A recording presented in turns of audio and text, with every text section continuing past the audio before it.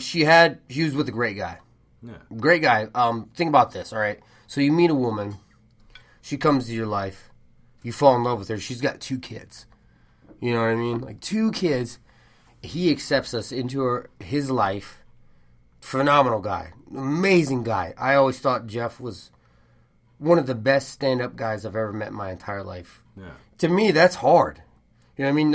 A lot of guys can't even, handle 1 kid. She was coming into his life with 2. Me and my sister. So he totally accepted us, and then they had my brother Tim. Things, when you're a kid, you don't know when something's wrong. Right. But, somewhere along the way, things went wrong with my mom, and she got into some bad shit, drugs and stuff. Things fell apart with Jeff, and it got to the point where my sister, she was like, she was just going to live with my grandma, and I was like, all right, well, I'm going to stick around with Tim. Because I think I had that big, because I was told stories later on by Tim's family, which I consider family still. Yeah. That I was very protective of my brother.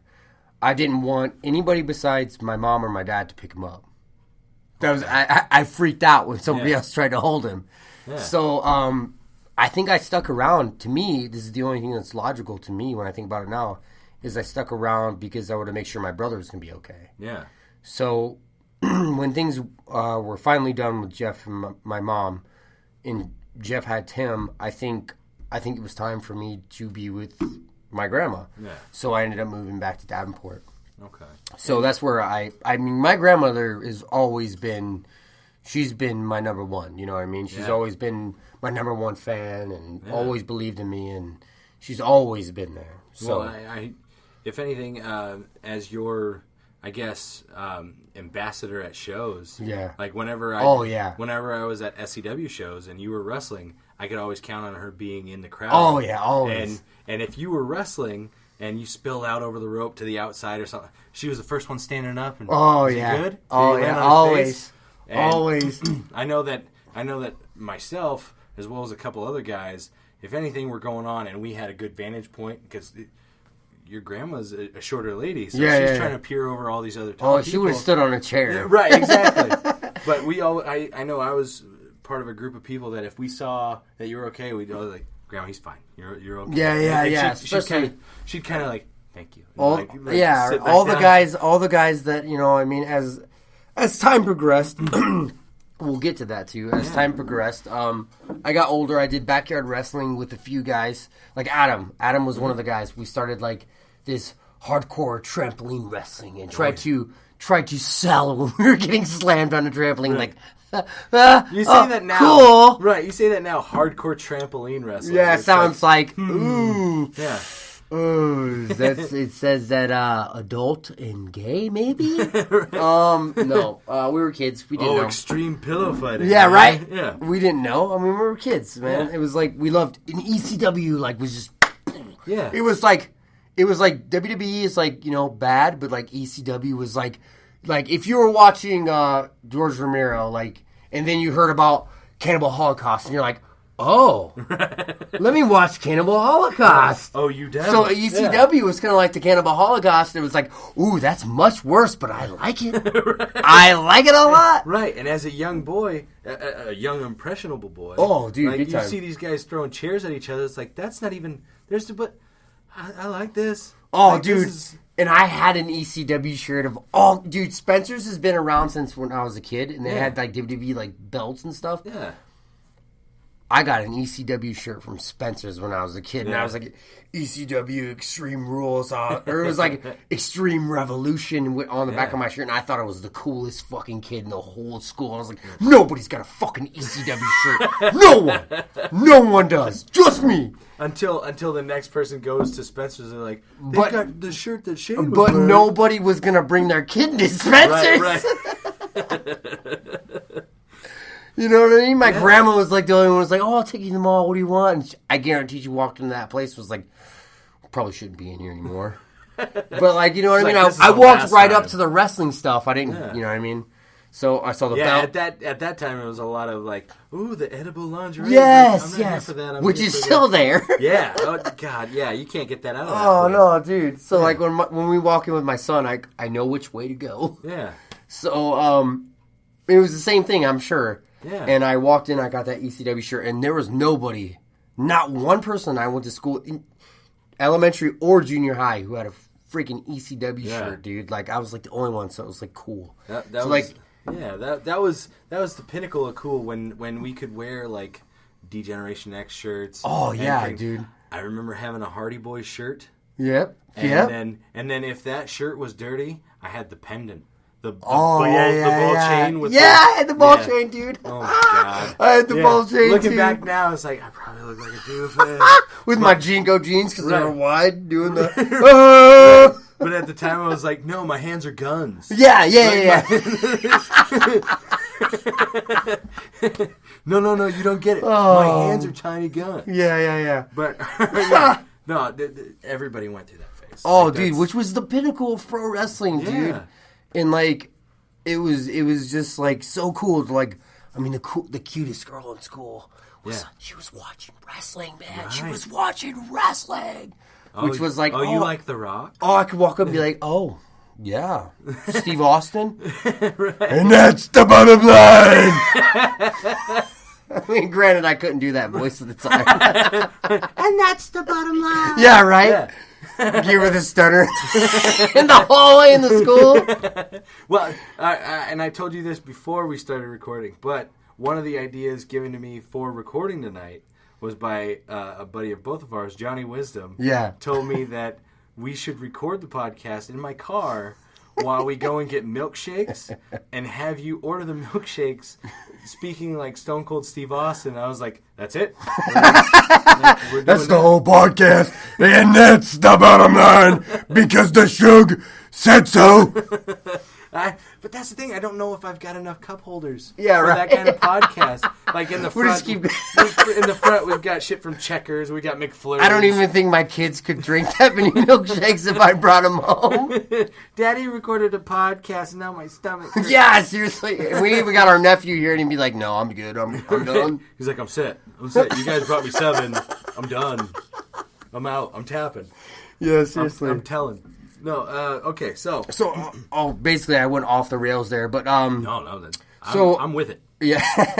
So, I mean, it was like the golden era, you know what I mean? Like, wrestling was freaking huge, and you could talk to anybody, like any girl you could walk up to and be like, oh, you're definitely watching wrestling. I know you are, because it's the thing that's cool. Right. So, you know. And that I don't know about you, but I know that for me, it was middle school when you start noticing, like, the hot girls, the pretty girls were wearing the thong underwear. Oh, and Lita style. They're doing the Lita thing. Woo! And, yes! And you'd be at the back of the class. I'm trying to learn math, goddammit. And there's panties staring me in the eye. I can't read no more. Right. I was thinking, math? I just don't even know how to read the word. What's going on here? Math? Right. No. And you've got all these different things happening in your body. Oh yeah, it's like, you want me to remember that X equals what now? Yeah. And you've got Becky's underwear showing. There was multiplication around that time. It was like, breaking into that and fucking division. You're like, yeah.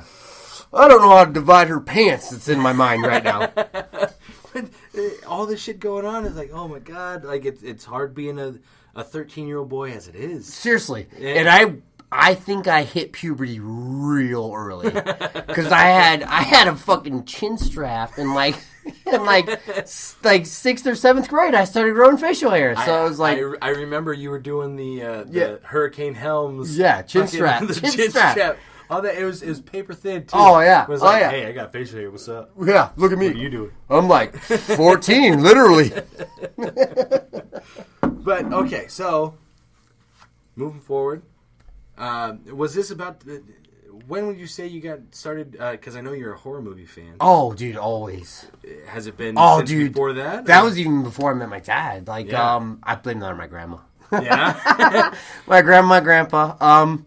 They thought it was hilarious to make me scared. Yeah. So they thought it was the funniest thing. My son does it now, and I think all kids do it. It's like the pillow over the face. Yeah. Like, slowly peeking over, like, isn't that part over yet? Right. So plugging your ears and closing your eyes.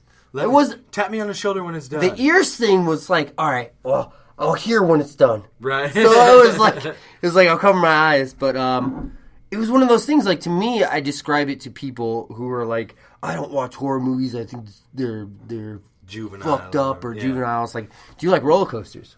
Yeah, right. This is how I describe it. It's just like the same way of kind of like pro wrestling. It's like it takes you on a ride, especially horror movies for young kids.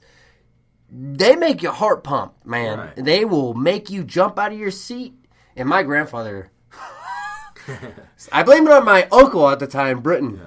He had the most realistic werewolf mask I've ever seen in my entire life. Oh, shit. I'm dead serious.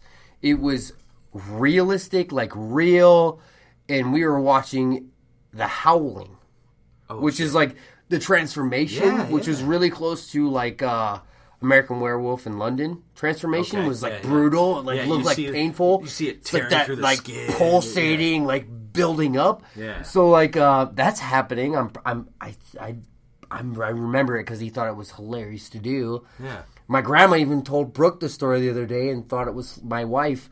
Thought it was hilarious. They're laughing about it. And I'm like, I remember being terrified and I thought I was going to piss my pants. Right. But I'm glad you get a giggle. My grandfather puts this mask on and he used to always rock like those biker shorts. Yeah. And like, you know, grandparents. Like the mid-thigh. Oh, yeah. Oh, yeah. Oh, yeah. And like, people were like, this generation now is going to be tatted up. My grandfather was tatted up as a motherfucker. Yeah. Like, he had more tattoos than I have right now. Oh, no. And he had my grandfather's name or my grandmother's name tattooed on him and all this stuff. And I'm like, he's all tatted up and he's laying on his belly next to me. And I'm thinking nothing of it because I'm watching the movie and my grandma's telling Brooke this.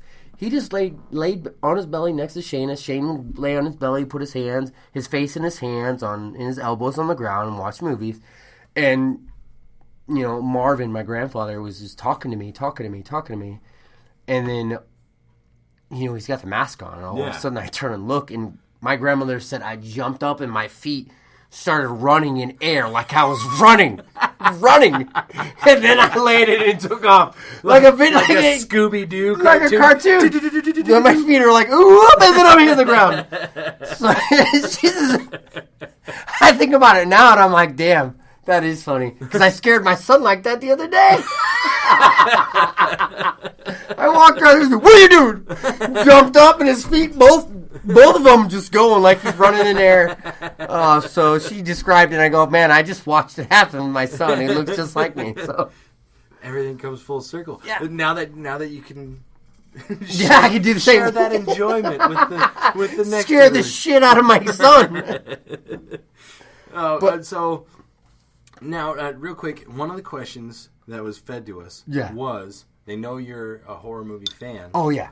What is your favorite horror movie? Of all time? Hard to narrow down, but if I really, like, it's just... And you can knock it to a couple. No. It's engraved in me. Okay. It's engraved in me. Just the way it's shot and the way it is, and, like, for it being a slasher film, there's, like, no blood, really. Yeah. Halloween, the original. Yeah? Dude, I am 31. Yeah. I'll be 32 on Christmas Day. I still have nightmares about Michael Myers. No shit. I'm dead serious. It was 2 weeks ago. I had a nightmare about him, and I was fucking punching him as hard as I can. And obviously, it's Michael Myers. It's not going to do a fucking thing. Right. Now, were they the dream punches where you're, like, punching through mud? It was like the slow motion. I'm giving him everything I got. And right. Means nothing. Yeah, right. But I had those nightmares, and I've been having those nightmares since I was a kid. So, to me, in the way later on when I watch documentaries, but Halloween to me is like the most terrifying horror movie. Like, there's kids involved too, like Tommy Doyle, right? And the whole Tommy Doyle thing, and like he bumped into Michael Myers and he grabbed him, and the look on his face, like that whole like I just ran into true evil, right? I was already scared by these kids and they were bullying me, but I just ran into true evil and then runs home. Right. And he's the only one who can keep seeing him throughout the movie.